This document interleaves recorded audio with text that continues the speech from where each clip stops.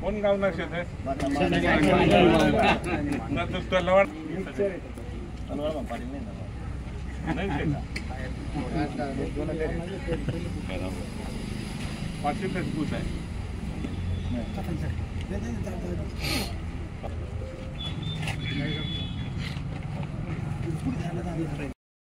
या जिल्ह्यामध्ये असे भांडगुळ एकत्र येत असतात आणि ते आज नाही वर्षानुवर्ष येत असतात.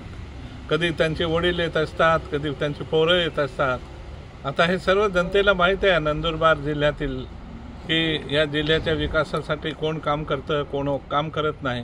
त्याच्यामुळे हे जरी सर्व एकत्र आले तरी जनता त्यांच्यावर विश्वास ठेवत नाही. हे आपण मागे सुद्धा बघितलं आहे.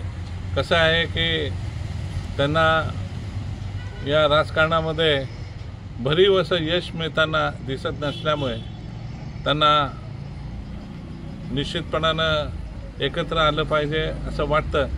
पण तुम्हाला हे सांगतो की जोपर्यंत निवडणुका येतील तोपर्यंत हे सर्व आलेले एक असे तुटातूट फाटाफूट होईल की तुम्हाला हे सर्व एकत्र दिसणार नाही. स्वतःच्या स्वार्थासाठी येणारा माणूस हा कधीही एकत्र राहू शकत नाही. तो वेळेनुसार बदलत असतो, स्वार्थानुसार बदलत असतो. त्याच्यामुळे हे सर्व स्वार्थी माणसं जे एकमेकावर टीका करत होते, एकामेकावर भ्रष्टाचाराचे आरोप करत होते, एकामेकावर वेगवेगळ्या जमिनी घेतल्या म्हणून सांगत होते, तीच माणसं एकत्र आली आहेत.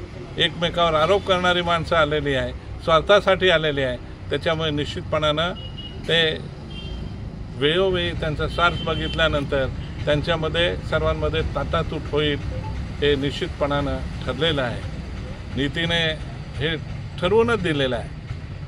नीती ऐन वेळेला हे सर्व जे काय असतं ते नीती ठरवते आणि त्या नीतीप्रमाणे हे निश्चितपणानं होईल. आणि या ठिकाणी जिल्हा परिषद असेल, नगरपालिका असेल, याच्यामध्ये भारतीय जनता पक्ष यशस्वीपणानं या ठिकाणी यश प्राप्त करेल असा विश्वास आम्हाला सर्वांना आहे. त्याच्यामुळे सर्व जनता आमच्याबरोबर आहे. वेगवेगळ्या पक्षातून येत आहेत. त्यामुळे निश्चितपणानं पक्ष वाढतो आहे आणि त्याचं आपल्याला नजदीक काय बघायला मिळेल.